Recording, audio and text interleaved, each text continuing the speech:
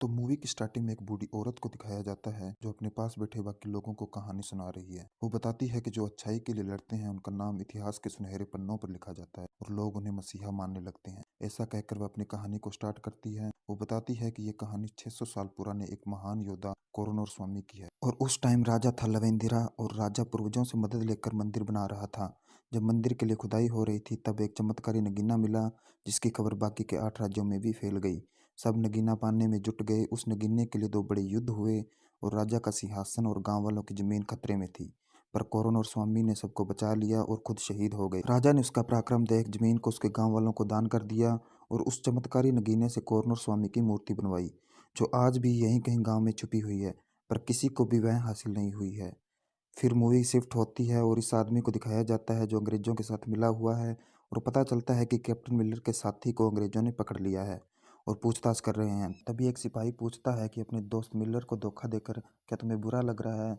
और फिर मिलर का दोस्त जेब से शिकार निकालता है और स्वेग से सुट्टा खींचते हुए फ्लैशबैक की कहानी बताता है कि जब अंग्रेज मिलर के पते के लिए गांव वालों पर अत्याचार कर रहे थे तभी एक बूढ़े आदमी को ज़्यादा लगने से उसकी मौत हो जाती है और मिलर इसका बदला लेने के लिए अपनी गैंग के साथ एक अंग्रेजी छावनी पर हमला कर देता है।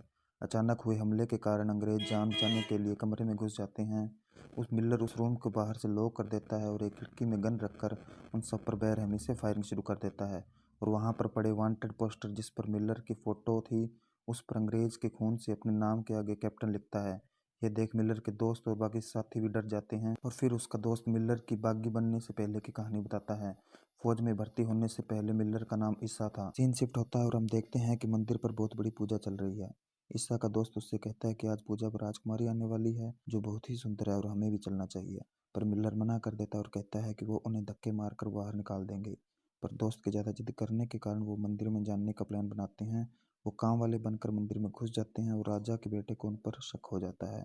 वह उन्हें पकड़ने के लिए ऑर्डर दे देता है पर एक लड़की की सहायता से वहां से बच निकलते हैं और गांव की लड़की से हेल्प करने वाली लड़की के बारे में पूछते हैं तो वो बताती है कि वह राजा की भतीजी है और उसका नाम वेलमती है। राजकुमारी शकुंतला के साथ ही पढ़ती है और अफवाह है कि उस लड़की के पिता को राजा और उसके बेटे ने ही मारा है। फिर हम देखते हैं कि राजा गाँव के कुछ लोगों को पकड़कर उन पर अत्याचार कर रहा है और वह मंदिर वाली घटना के बारे में पूछताछ कर रहा है। ये सब वेलमती से देखा नहीं जाता है और वह राजमहल से जाने लगती है पर राजकुमारी उसे रुकने के लिए कहती है और तभी हम देखते हैं कि ईसा भी नाटक मंडली के साथ मिलकर वेलमती से मिलने के लिए महल में आया हुआ है। राजा को खबर मिलती है कि छोटी राजकुमारी यानी कि वेलमती किसी लड़के के साथ भागने वाली है। यह सुन राजा वेलमती को मारने का ऑर्डर दे देता है पर इस बार ईसा वेलमती को सिपाहियों से बचा के वहां से भागने में मदद कर। फिर हमें ईसा का भाई संगोलन दिखाया जाता है जो कि एक क्रांतिकारी है। वो ईसा को फौज में भर्ती होने से मना करता है पर ईसा उसकी बात नहीं मानता है।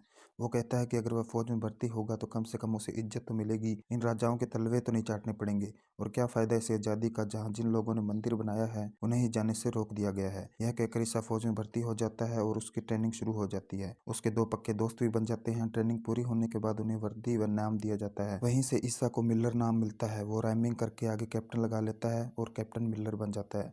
फिर उन्हें एक मिशन पर ले जाया जाता है और मिशन के बारे में कुछ भी नहीं बताया जाता है और जब उनको पता चलता है कि उन्हें अपने ही लोग जो क्रांतिकारी हैं और आज़ादी के लिए आंदोलन कर रहे हैं उन पर फायरिंग करनी है तो मिलर और उनके दोस्तों की रूह कांप जाती है। फायरिंग का ऑर्डर मिलता है, क्रांतिकारियों पर गोलियां चलनी स्टार्ट हो जाती है पर मिलर और उसके दोस्तों में इतनी हिम्मत नहीं थी कि वो ट्रिगर दबा सकें। पर बार बार ऑर्डर मिलने पर उन्होंने भी आंखें बंद कर ली और फायरिंग करना स्टार्ट कर दिया जिसमें जवान बूढ़े बच्चे औरतें सब मारे गए। उन्हें वहीं पर जला दिया गया। मिलर के एक दोस्त से यह पाप बर्दाश्त नहीं हुआ तो उसने वहीं पे खुदकुशी कर ली और खुद को गोली मार ली। मिलर को गुस्सा आता है और जो अंग्रेज मिशन का लीडर था वो उसे चाकू मार आग में फेंक देता है और खुद सुसाइड करने लगता है पर उसका दोस्त उसे बचा लेता है और वहां से भागने को बोलता है। जब ईसा अपने गांव पहुंचता है तो गांव वाले उसे घुसने नहीं देते पर जब ईसा अपने भाई के बारे में पूछता है तो पता चलता है कि उसका भाई भी उन क्रांतिकारियों के साथ था और मारा गया। ये बात ईसा को जिंदा लाश बना देती है। वह अब जंगलों में रहने लगता है। तभी सीन शिफ्ट होता है और प्रेजेंट टाइम में जहाँ उसके दोस्त से पूछा जाता है कि मिलर तुम्हारी गैंग में कैसे मिला तो वह बताता है कि एक बार अंग्रेजों की एक टुकड़ी ने हमें घेर लिया था और बचने का कोई रास्ता नहीं था। तभी मिलर ने हमारी जान बचाई और हमारी गैंग में शामिल हो गया। उस दिन से हम अंग्रेजों से बड़ी टुकड़ी को मौत के घाट उतारने लगे। उन्हें मारकर उनसे हथियार छीन लेते, हथियार इकट्ठे कर बेच देते और उससे मिले पैसे से नए हथियार खरीदते। और अगर कोई हम में से घायल हो जाता तो एक संस्था थी जो हमारा इलाज करती थी। एक रोज की तरह हमने अंग्रेजों पर हमला किया लेकिन मिलर को गोली लग गई। इलाज के लिए उस संस्था में लेकर गए। उस संस्था में एक लड़की ने मिलर का इलाज किया और मिलर पहचान जाता है कि ये लड़की और कोई नहीं बल्कि वेलमती है, जो इस संस्था को चला रही है। फिर मिलर से मिलने विंसेंट पिलाई आता है, जो मिलर के भाई का दोस्त है। विंसेंट से पता चलता है कि मारे गए 300 क्रांतिकारियों में वेलमती का पति भी था। जब वेलमती को यह पता चलता है कि उसने अपने पति के कातिल का इलाज किया है, तो उसे खुद पर बहुत गुस्सा आता है। अगले दिन वेलमती मिलर से गवर्नर के बेटे रायली को मारने और अपने पापों को कम करने के लिए कहती है। वह चाहती है किसी भी तरह गवर्नर का बेटा रायली मारा जाए, और यह काम सिर्फ मिलर ही कर सकता। फिर सीन शिफ्ट होता है और पता चलता है कि अंग्रेजों को चमत्कारी नगीने वाली कोरोनर स्वामी की मूर्ति का पता चल गया है, और गवर्नर का बेटा रायली उसे लेने आया है। रायली मूर्ति को ले जाता है और ये बात राजा को गांव वालों के सामने बेइज्जत कर देती है। राजा मूर्ति वापस लेने के लिए मिलर के दोस्त के जरिए मिलर से डील करता है कि अगर वह उसे मूर्ति ला कर देगा तो वह उसे मुंह मांगा इनाम देगा। पर मिलर मन ही मन में ये जानता है कि राजा एक लोमड़ी की तरह है, जो काम निकलवाकर उसे भी मार देगा। मिलर डील कर लेता है और राजा से कुछ नए हथियार और कुछ सैनिक लेता है। फिर मिलर और उसकी गैंग एक प्लान बना जिस रास्ते से मूर्ति को ले जाया जाना है वहाँ बॉम्ब लगा देते हैं। जैसे ही गाड़ियाँ वहाँ पहुँचती है तो बॉम्ब से कुछ गाड़ी पलट जाती है, पर जिसमें मूर्ति थी वो काफ़ी आगे निकल जाती है। मिलर बाइक से उसका पीछा करता है और उसको भी पलटा देता है।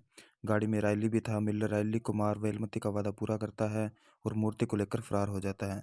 ये बात जब राजा को पता चलती है तो वो गवर्नर को कॉल कर बताता है कि मिलर ने रायली को मार दिया है और मूर्ति लेकर फरार हो गया है। गवर्नर गांव वालों पर मिलर के पते के लिए अत्याचार करवाता है और हर 1 घंटे में एक गांव वाले को मारने लगता है। काफ़ी लोग मरने पर मिलर के गैंग का लीडर सरेंडर कर देता है, जिससे बाकी के गांव वाले बच जाते हैं। अब स्टोरी प्रेजेंट टाइम में आ गई है। मिलर जब बॉक्स खोलता है तो उसे अपने गाँव और अपने भाई की याद आ जाती है। तभी एक आदमी वहां आता है और मिलर को सारी बात बताता है। तब मिलर अपने आदमी ले गांव में अंग्रेजों पर हमला कर देता है और एक एक कर सबको मारने लगता है। पर एक अंग्रेज ऑफिसर वहां से भाग निकलता है और मिलर अब जानता है कि वो अंग्रेज ऑफिसर अब पूरी सेना के साथ वहां आएगा और सभी गांव वालों को मार देगा। तभी वेलमती कहती है कि उसे महल का खुफिया रास्ता पता है जहां गांव वालों को सुरक्षित रखा जा सकता है।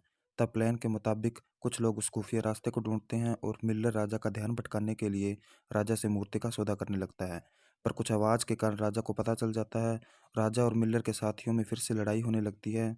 इस लड़ाई में मिलर की सेना जीत जाती है और वेलमती अपने हाथों से राजा को गोली मारती है, और फिर हमें ये एक आंख वाला आदमी दिखाया जाता है जो मूर्ति को पाने के लिए सेना तैयार कर रहा है। अंग्रेज ऑफिसर मंदिर के पास सेना लेकर पहुंच जाता है। मिलर ने मंदिर को आने वाले रास्ते पर अंग्रेजों को मार उन्हें ऊपर लटका दिया था, जिसे देख अंग्रेज ऑफिसर काफी गुस्से में आ जाता है और हमला कर देता है। मिलर अकेला ही अंग्रेजी सेना की ओर बढ़ने लगता है। लड़ाई में दोनों ओर से अंधाधुंध फायरिंग होने लगती है। मिलर के साथी धीरे धीरे कम होने लगते हैं। मिलर को एक अंग्रेज मारने ही वाला था कि तभी एंट्री होती है मिलर के भाई की, जो अभी जिंदा है और मिलर को बचा लेता है। मिलर के भाई के साथ उसके फौज वाला दोस्त भी था। अब ये तीनों मिलकर अंग्रेजों की मारने लग जाते हैं। सभी अंग्रेजों को मार डालते हैं और मिलर उस अंग्रेज ऑफिसर को गोलियों से भून देता है और जंग को जीत जाते हैं। सभी लोग जीत का जश्न मनाने लगते हैं और मूर्ति को मंदिर में स्थापित कर देते हैं। गांव वालों ने पहली बार इस मूर्ति को देख काफी जश्न मनाया और सभी